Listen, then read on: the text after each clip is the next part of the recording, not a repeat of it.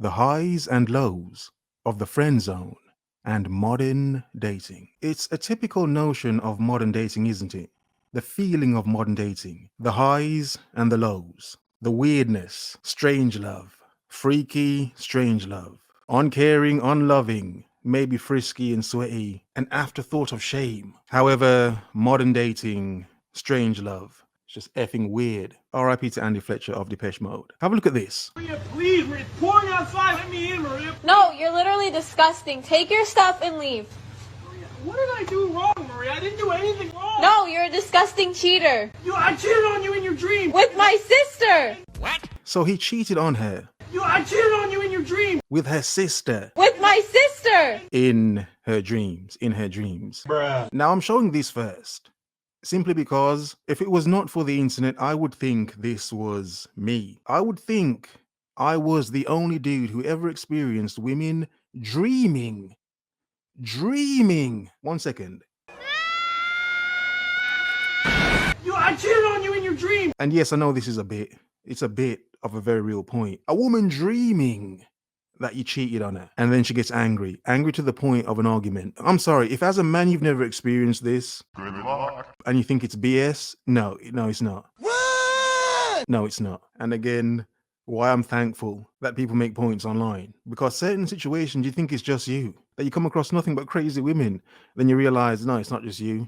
There's a lot of women that are kind of crazy. Oh, Maria, I didn't do anything wrong. No, you're a disgusting cheater. I cheated on you in your dream. With my sister. It's not my fault. Respects me, woman. Shit that females are going to hate me for saying, but I'm gonna say it anyway. Yes! Okay? Before she continues, before she explains why women friend zone men, just to let you know, I've got a different perspective on this topic as well, after she's made her points later on in the video, so we can see two sides of this situation. The women that do it deceptively and the women that do it just to see if a guy really cares. So I've gotten both sides, so I'm not being, Pussy. biased with this point. Let's add some balance, shall we? Because it's still going to be BS on both sides. So the reason why we friend zone you is because we are 9 times out of 10 not physically attracted to you, but we know that we can get pretty much whatever we want out of you. Proper bullshit. Now that's common knowledge by now. More than enough men are aware that,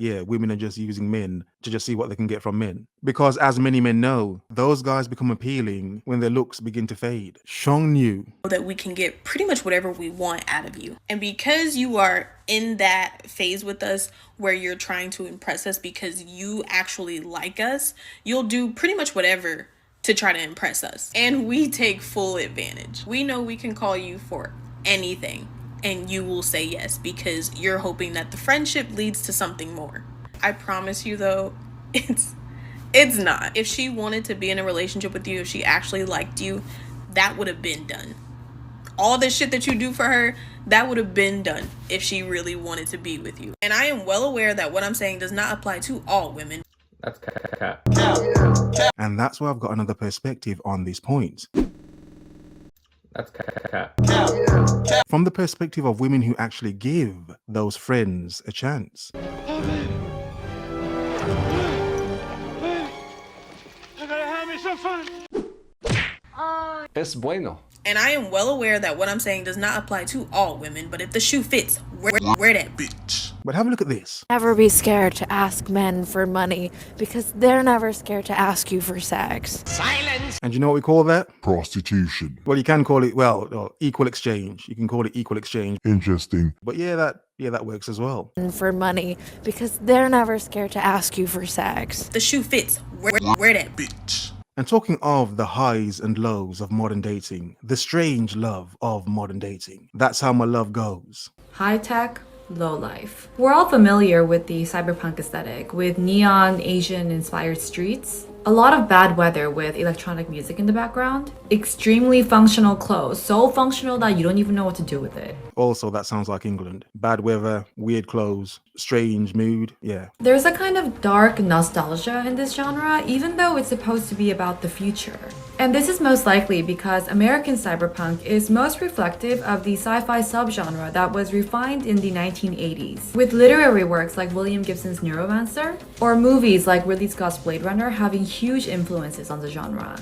And of course, there's the Japanese influence with the sci-fi monument that's Akira. She's speaking my language.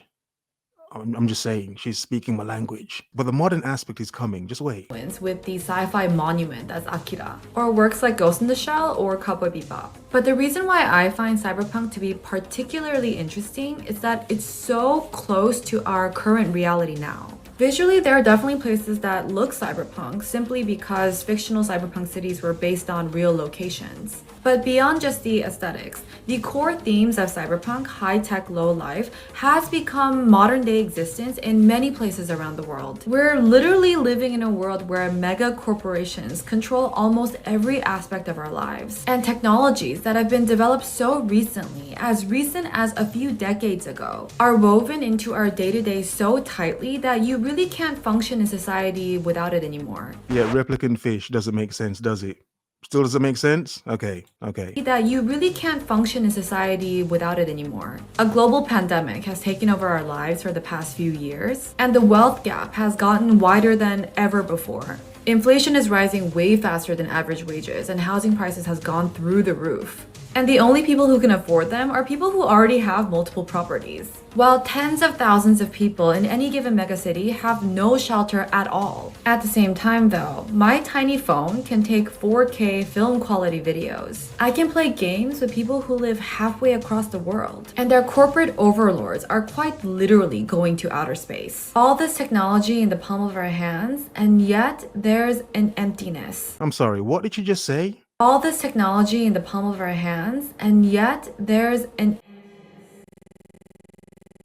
Did you just make a point? Wow. Now, I'm not surprised this young woman came to that conclusion. I've made all of these points on my channel, as well as the dating. The dating aspect comes from the fact of, as human beings, dating is one of the most important things for humans to get together and thus procreate for society. Now, when you see the way it's going, and you see, nope, it's going towards this emptiness, dystopian, sci-fi noir future.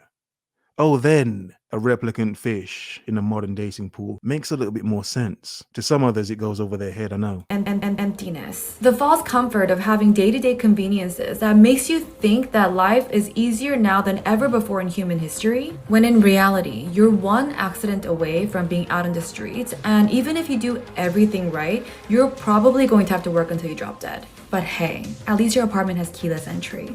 And if that's not high-tech low-life, what is? And emptiness. Thank you very much. Because it is much like modern dating. The highs and lows. Okay, I muted it because they're playing Vibes Cartel music. Yeah? And she just spanked an android. Okay. The future. Chicks that are this clunky, it's like dating some regular women. I'm joking. It's not funny. Oh, she says she can dance, and then she's doing this. It's like no. Respects me, woman. But to stop the cap, there are men that would still smash anyway, even though there's nothing to. But you get what I'm saying. There are men that will still do it anyway. So I have concluded that the biggest red flag in a man is a man that wants you first. The second part, to the friend zone perspective. If the first part was the high for women, they get the benefit of your resource and time, then would you say this is the low, where the woman gives the friend the chance and then he just takes the piss with that chance or opportunity? And I think a lot of girls can agree with me on this, because how are you gonna want me first, and then once I finally open up, finally allow myself to, get involved with you and stuff, you don't want it anymore. Like, the chase stopped. And you're like, all right, this is kind of boring. Okay, before she finishes, as many men know, but some women learn the hard way, you can't make a man wait for so long for something and then expect him to still want it the same way when he gets it. Never. So some women have a notion of stringing men along for a long time, and I continually make the point. And I know it sounds wrong, but I don't care, because many men would agree. For one, the nut fog. Once the nut fog's cleared, once you've busted a nut and it's like, okay, she's not really that impressive anymore, that's one reason. That's one reason, you know? And another reason amongst many is as men, we're designed to want to chase. Pussy, pussy. It's natural for us as men. Not all men want to do it, but some men just want to chase a new chick. It's not good. But sometimes as a man, you can chase a chick for so long.